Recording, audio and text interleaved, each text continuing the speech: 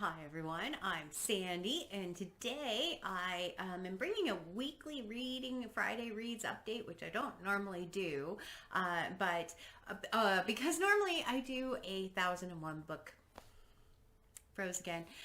And normally I do a 1001 book countdown on Saturdays, but I only have one book this week, and spoiler, I didn't like it. So I don't really want to talk about one book that I don't like in my video. So I'm going to wait and combine it with some others a little bit later, and maybe build a little bit of suspense towards the end of the year as I finish up my 2021 number. But we'll see what happens in the next couple weeks. So for today, what I thought I would do is weekly reads or Friday reads, whatever people call this type of video, and talk about the books that I read, really with a focus on New Worlds November. And so if you're not familiar with New Worlds November, I saw it on the Bookish Bryant's channel, so I'll leave a link again in the description box to their video announcing it. And we will jump into what I read for this week. Week one's focus is Alien. And so with a focus on short stories. And of course, the book that I read first this week that I want to talk about is science fiction, but it's not a short story, which is Project Hail Mary by Andy Weir. I have to say, I absolutely adored this book. It was so much fun to read this. It's part of my book club that I have at work, and I absolutely just devoured this book over a period of just a few days. And if you're not familiar with the book, I believe you can read this even on the back. It follows a character whose name is Ryland Grace, and he wakes up somewhere, doesn't know where he's at or how he got there or what he's supposed to do. So he has a pretty bad case of amnesia. He can remember things kind of farther back, but nothing that happened fairly recently. And so you get to go along this discovery with Ryland around what happened and how he ended up where he was, and why he's there and what he's doing. The one thing is there's a problem on Earth, and he is trying to create a solution or come up with a solution for it. The writing in this is very reminiscent of the writing in The Martian. He is hilarious. All of the characters have something about them that is just a little bit special, it feels like, and their interactions are great. I really enjoyed them. I don't want to spoil the book, which is really, so it's a little bit hard to talk about it. Just know it is full of science, very heavy on science, so of the story. It does actually fit the first prompt of Alien, but I'm not going to say how, and I will find out later today what my book club thought of it, because we haven't actually met yet. By the time this video goes live, we will have met. I would give it a good solid 9 out of 10 though on our 10-point rating scale for that group, which is 4.5 stars.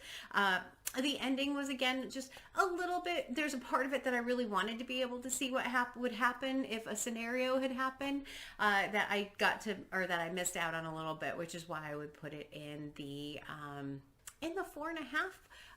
4.5. Yeah, 4.5. We're going to go with 4.5, but I loved it. If you haven't read it, and if you haven't read The Martian, definitely you should check this one out. If you've read The Martian, this book will not disappoint. My husband has also read it and loved it, and it just seems to be very, very well received, and is absolutely is one I would recommend.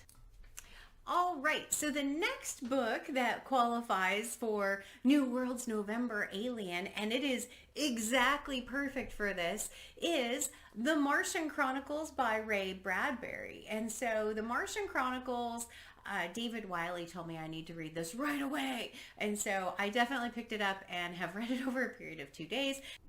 Hi, editing me here. I actually still have some to read of the Martian Chronicles, so I just wanted to make sure people knew I haven't finished this quite yet, even though in this it says I read the whole thing. So I just wanted to make sure you knew I haven't quite finished it. So maybe it will still turn around and be a a higher rated read for me. So granted, it is only 180 pages long. I really have loved reading parts of this story. It's not a 5-star read for me. Sorry, David. Primarily because there are some stories in this that I just did not like very much. There's one that has the N-word in it, and for me, that's always a big trigger, and one that I really had a hard time with that one.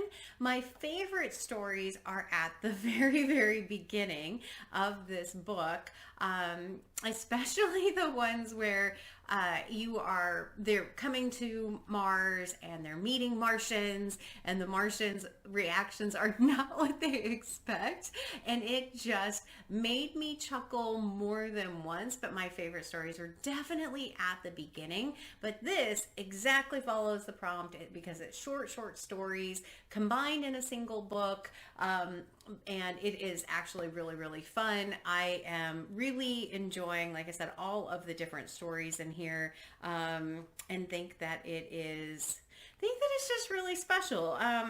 If it wasn't for, the stories that I just didn't appreciate the language in it, that if they had left out that one story, I might have liked it better. But that is The Martian Chronicles by Ray Bradbury.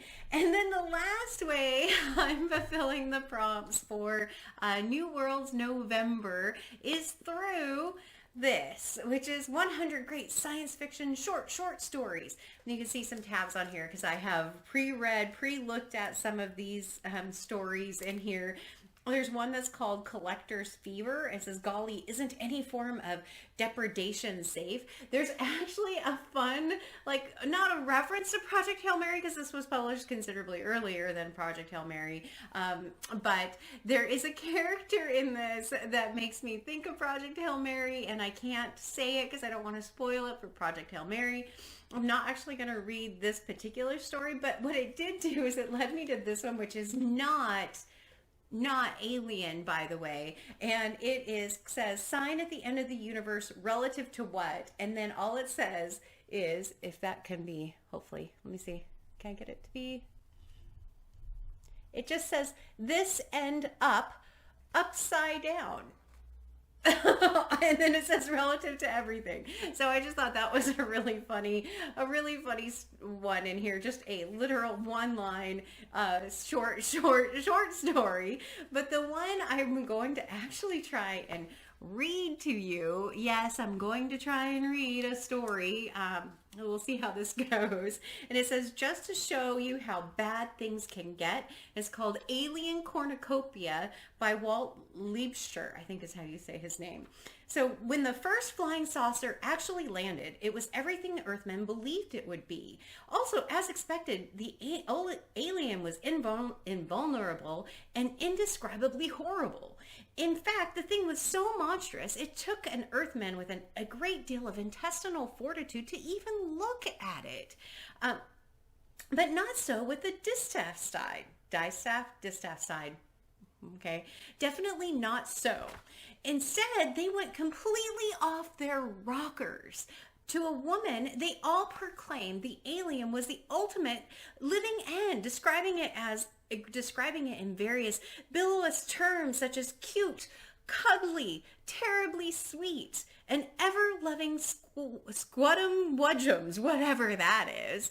Even after it was ascertained that Splend, that's what it called itself, was on a foraging expedition, the women continued to idolize the many-tentacled nightmare, and it was quite a blow to manhood when Belinda Bjornstorm, the one-woman mafia of the body house circuit, quit her highly lucrative business and promptly took on the position of Splend's supreme high priestess of artistic diversion. I'm sure you know what that is. Okay.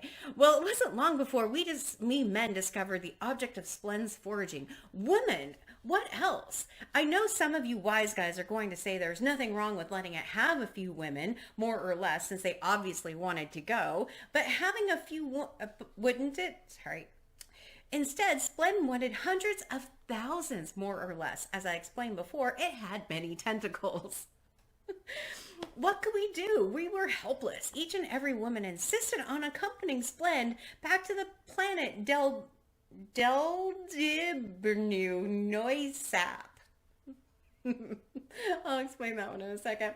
At first we were adamant. In the end we relented. Why? Because the women put on the biggest damn production of Lestrada since the invention of the apple. So we had a national lottery. The winners, one of every 20 women, were free to flee with Splend. My wife was one of the lucky ones. To the last, even up to the boarding ramp, I pleaded mercy. I even consented to give up Mahjong, but she only had eyes for that horrible creature. As she started to leave, I made one last desperate plea. But dear, I said, it has so many others. You'll just be one of thousands. Think of me. I am, she said, and then for some strange reason, she added, ugh. Somewhere in the vastness of outer space, there dwells an alien with a large penchant for Earth women. I hope my wife is happy.